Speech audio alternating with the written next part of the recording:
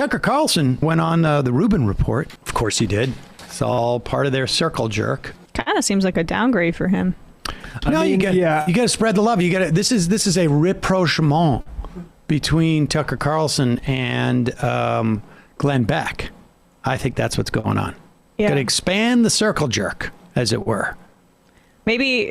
Maybe he'll go on Jimmy Dore's show and he can endorse him for president. There is no doubt in my mind that he will end up on Jimmy Dore's show. I will bet.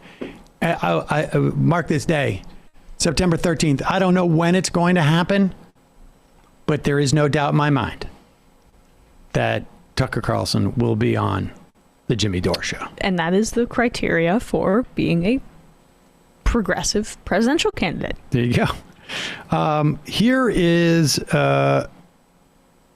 Tucker Carlson with an interesting revelation on the Ruben report.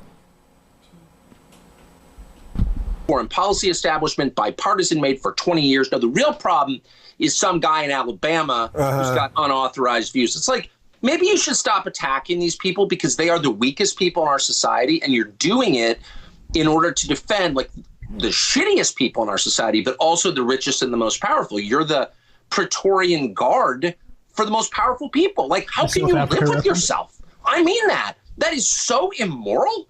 So what do you think the answer to that question is? How do they, when you have to cover some idiotic thing that Stelter said or Cuomo, just these clown people, when you have to cover it, right? Or Don Lemon, as you call him, like how do you think they live with themselves at this point when they just lie again and again? And we have the internet to expose the lies. If this isn't 20 years ago when you were on CNN and we couldn't expose things, we can expose it now and they still do it. Pause it. Incidentally, 20 years ago, and go back a little bit for me, Bradley. So when we restart, incidentally, 20 years ago, when he was on CNN, he was lying about the Iraq War, incidentally. And even more grotesque, he didn't even care. He just was doing it because that was his job. He didn't care at all. He was calling people semi-literate primitive monkeys. Yeah. Some things never change, right? But lying because it's his job. But let's continue here. And of course, this is, we should say, the guy who's talking about the liars on CNN, and I have no brief for CNN. I don't care about them at all. Is on Glenn Beck's network. Glenn Beck. But continue. Like, how do you think they live with themselves at this point when they just lie again and again? And we have the internet to expose the lies. If this isn't 20 years ago when you were on CNN and we couldn't expose things, we can expose it now and they still do it. Well, I guess I would ask myself, like, I lie. If I'm really cornered or something, I lie. I really try not to. I try never to lie on TV. I just don't, I don't like lying. I certainly do it, out of weakness or whatever.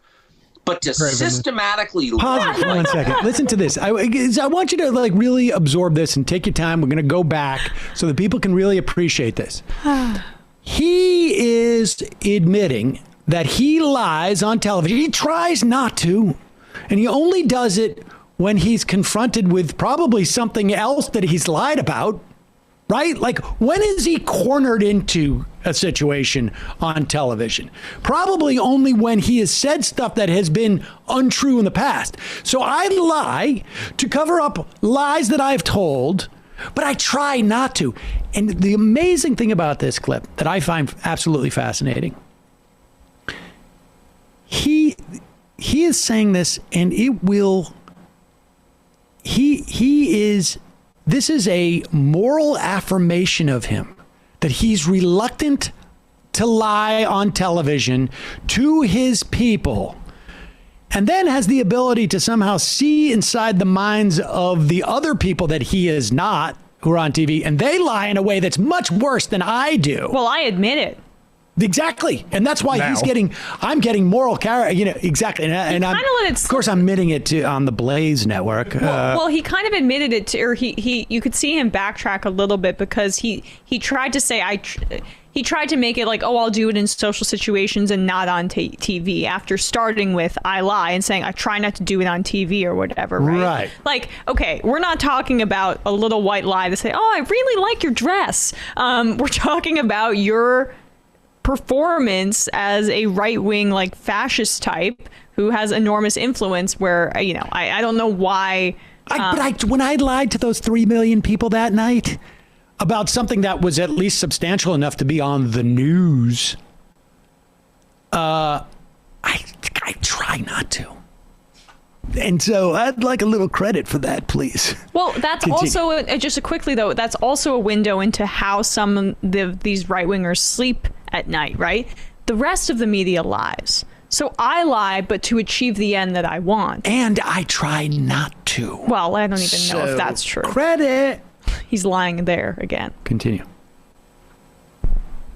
And again, and we have the internet to expose the lies. If this isn't 20 years ago when you were on CNN, and we couldn't expose things, we can expose it now, and they still do it.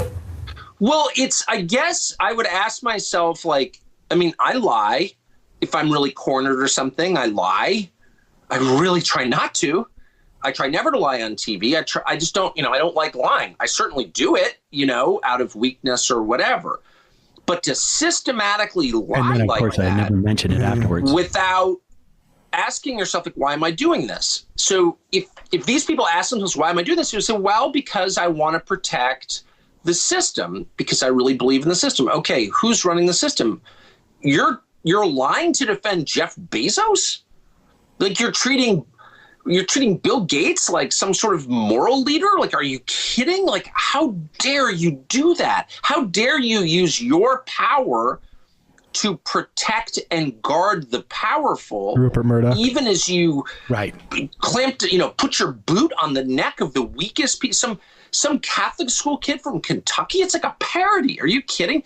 He's a child, and you're using your power to crush him, to wreck his life. Like, that shocks me. And I have to say, there have been many times in the 25 years I've been in TV where I think, are we using this, like, very substantial power that we have to put pictures on the screen to hurt weak people?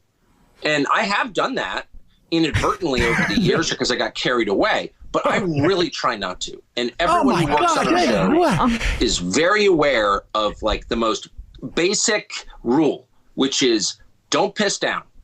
Don't attack people beneath you. If you're going to, take a punch, make sure it's upward. Someone who's richer, stronger, more powerful, in charge of more things than you are. Or black or non-white. Oh, my God. Like, that's just like a life rule. Refugees. Right. Right. Afghan refugees. Right. Afghan refugees, Mexican immigrants who are making this place dirty.